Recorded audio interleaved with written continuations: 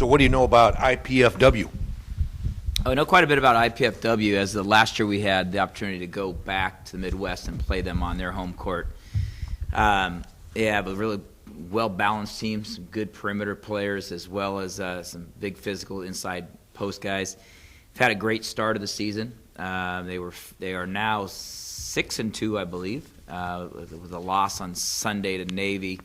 But we're 6-1 going into that game. So an experienced team right now, a confident team with a good 6-2 record, and a team that will kind of get you many different ways. They'll have some perimeter game, some inside game. They'll have some transition. They're very well coached and a good defensive-minded team as well. Now, you lost a player, but you're gaining a player. Is that correct? We've lost Alex Abrams for the season with a dislocated shoulder. He'll have surgery during the Christmas break once the finals are completed up, and will be lost for the season. And since he played a minimum number of games, he'll be able to get a medical red shirt back. I anticipate that having no problem with that, and have 3 more years of eligibility.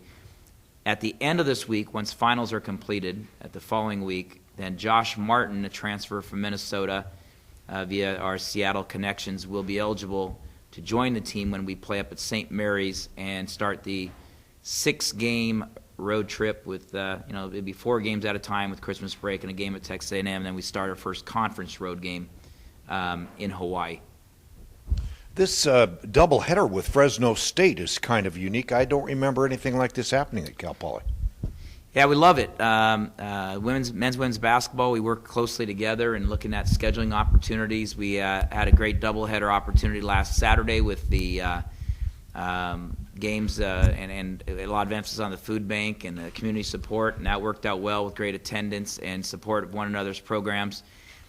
This year, the opportunity for Fresno State come, and both of us had the opportunity to schedule them and looked at it, and they're willing to do it. We're willing to do it. We think that it adds a nice opportunity that's going to happen a couple times during the conference schedule this year as well. So anytime that I think that we can support each other's programs and put more people in the Mott arena, then we're good for it. So you're coming up on this long away game stretch. Largely, being at home is kind of an advantage. What's your strategy for, being away for so long, and do you anticipate it kind of affecting the team's play, or do you think it'll be pretty equal?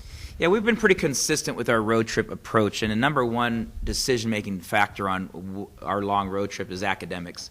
We schedule at least 2 games home the week prior to finals, and then we don't travel at all during the week of finals. So that's 2 weeks in which we've got to always garner home games. And so this year was the first time we were able to get a game during Thanksgiving. We had been on the road during Thanksgiving the prior 3 years. So we've been able to be home 2 weeks. Student athletes can rest, recover, and prepare academically. Once finals are over, then we get in a game in the Bay Area, St. Mary's, and a game at USC, so we can cover our Northern California or Southern California alumni base. Then we go back to Texas for 2 games, in which our recruiting base, and both Ridge Shipley, Taylor Sutliff, Jalen Shedd, all hail from the state of Texas, so their family and friends get to see them during the Christmas break as well. They get to stay home during the Christmas break. We'll take 4 days off. Then we'll play another game against Texas A&M, and then just happens to be the first conference game is at Hawaii this year, so our first conference game. So it ends up being a little longer time away from home than we would want to, but we don't control the conference schedule. So it works out academically. First and foremost, they're student athletes. You can't just say it. You got to support it with your scheduling of games as well.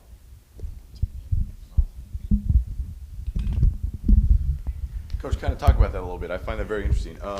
Because you talk about the schedule, how you want it to mimic the NCAA tournament, and you want it to mimic conference play, but you also got to support the student athletes to get their schedules. So, I mean, how impossible is it to make a schedule that works for everyone? Well, scheduling is a challenge. Fortunately, I've had a lot of experience with this type of challenge, and I've been a college head coach for, I think, 28 years of total coaching, but a college head coach, getting near 20 years, I believe, with a stint as a high school coach. And you have to learn to balance those 3 entities, which are rest, academics, and then, of course, financial gain. By the number of games that we play against some of the high major teams, we earn a ton of money from those games as well. But then we still have a chance to develop a program where we're playing back-to-back games in a tournament format that simulates the Big West tournament. So we could have many factors that are always juggled between rest, recovery, academics, tournament preparation. And every year we sit down, we probably meet as a staff an hour a week talking about it, and then assistant coach Sam Kirby and I meet probably another 2 hours a week talking about teams, emails, correspondence, phone calls, who can play, what the dates are, when the travel is, what airport are they close to, can we fly out and get back in time for classes, what the great word I would say, what are the unintended consequences of a schedule?